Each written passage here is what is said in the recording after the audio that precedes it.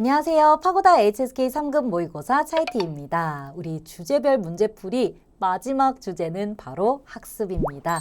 자, 마지막이니만큼 조금 더 힘내서 우리 이번 시간 문제 같이 살펴보도록 할게요. 자, 제가 준비한 첫 번째 문제는요. 듣기 2부분입니다. 모의고사 1회차에 준비가 되어 있고요. 18번 문제 같이 한번 풀어보도록 할게요.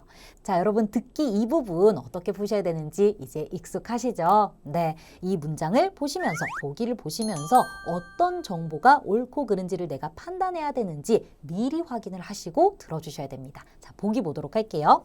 자, 보시면은 爸妈希望现在就做决定이라고 이야기를 했습니다. 자, 爸妈 하게 되면은 네, 아빠, 엄마가 되겠죠? 아빠, 엄마는 希望 희망합니다. 现在 지금, 就 바로, 지금 바로 做决定이라는 것은 결정을 하다라는 뜻이거든요. 그러니까 엄마, 아빠는 지금 바로 결정을 하기를 원하신다. 자, 시간 관련된 거 나오면 거기가 굉장히 중요한 부분이겠죠.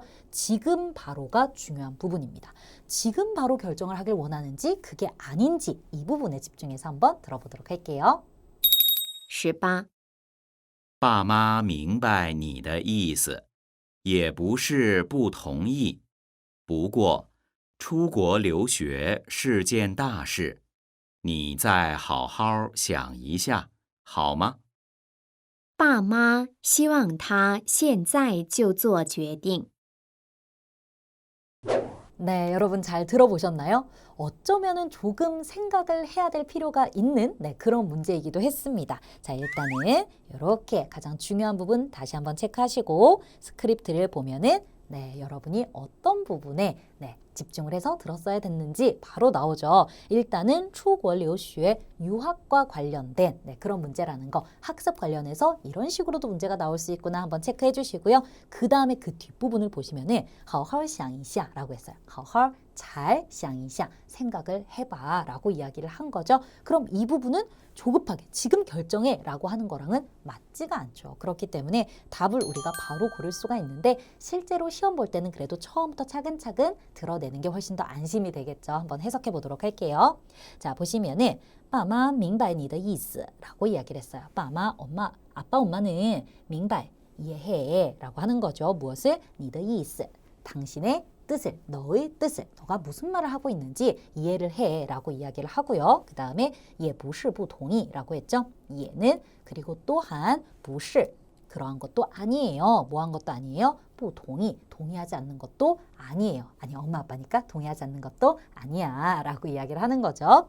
자, 그 다음에 不过出国留学是件大事 이라고 이야기를 하죠. 不过 그러나 出国留学 이제 외국 출국가 이제 출국을 하는 거니까요. 외국으로 유학을 가는 것은 是입니다. 见 여기선 이 见인데 이제 이가 생략이 된 거예요. 大事 큰 일이야 라고 이야기를 하는 거죠. 이게 하나의 일이야를 강조하는 게 아니기 때문에 그럴 땐 수사 빼주셔도 돼요. 자, 그 다음에 이제 뒷부분이 중요한 부분이죠.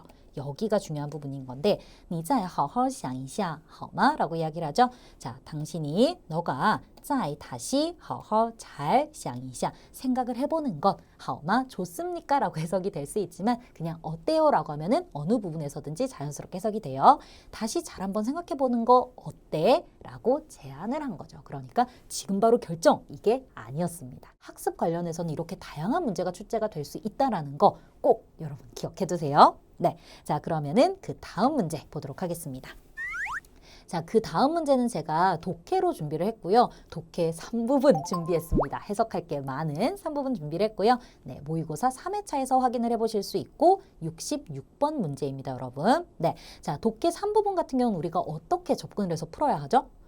그렇죠. 일단 뭐 지문도 문제도 보기도 전부 다 내 눈앞에 놓여 있기 때문에 재빨리 문제부터 확인을 합니다. 문제를 확인을 하고 그 다음에 보기를 보면서 내가 어떤 것들을 체크를 해야 되는지 다시 한번 확인을 한 후에 그 다음에 이제 우리가 지문으로 가면 되는 거겠죠. 자, 일단은 문제를 한번 볼게요. 儿子对数学感兴趣是因为 라고 이야기를 했어요. 자, 儿子, 아들은 对什么什么感兴趣 하면은 이것에 관심이 있다, 흥미가 있다가 되겠죠. 무엇에? 数学, 수학에 관심, 흥미가 있다. 자, 아들이 수학에 흥미가 있는 것은 是因为 무엇 때문입니까? 라고 이제 이야기를 하는 건데 보기를 보시고 무엇 때문일까? 내가 뭘 찾아봐야 될까? 라는 걸 다시 한번 확인해 보도록 할게요.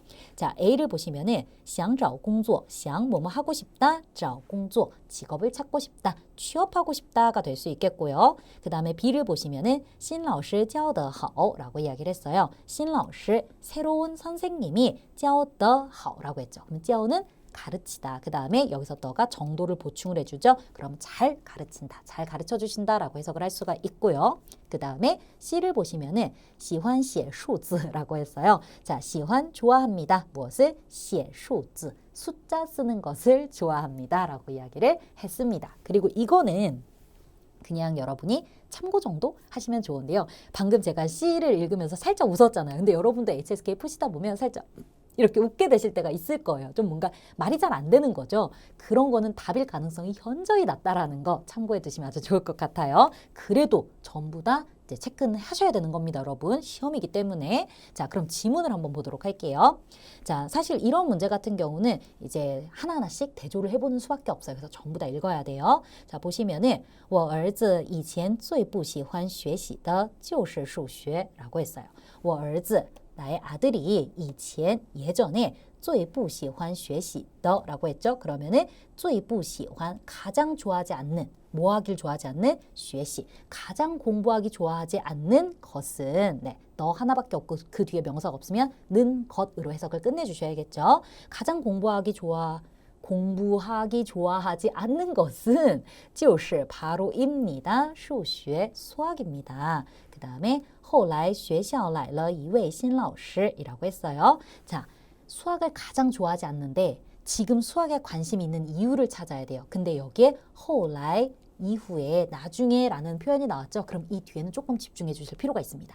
안 좋아했는데 라고 말하면서 이후가 나오면 그때는 좋아하는 것에 관련된 내용이 나오니까요. 자, 보시면은 学校来了一位新老师 학교에 来了 왔습니다. 한 분의 새로운 선생님이 자, 新老师이라는 것을 보는 순간 아, 이거는 답이 B일 수 있겠다. 그래도 혹시 모르니까 쭉 보자라는 마음이 드시죠. 자, 그 다음 뒤에 보시면은 他教得很好 그 선생님은 가르치시는 정도가 매우 좋습니다. 그래서 잘 가르쳐 주십니다. 而且 그리고 也很关心学生이라고 했죠. 也 또한 很关心 매우 관심을 가져주십니다. 学生 학생에게 자, 이 부분을 보시면은 이제는 완벽하게 정답이 B라는 것을 우리가 알 수가 있는 거죠. 자, 일단 우리는 이제 학습에 관련된 거기 때문에 수학이라는 과목을 따로 빼서 네, 그와 관련된 문제를 풀고 있다는 거 한 번 더 확인해 주시고요. 자, 그 다음에 이미 답은 나왔지만 해석을 마무리를 좀 해보자면은 他来了之后我儿子才开始对数学感兴趣 라고 완벽하게 답임을 확실하게 정해줍니다.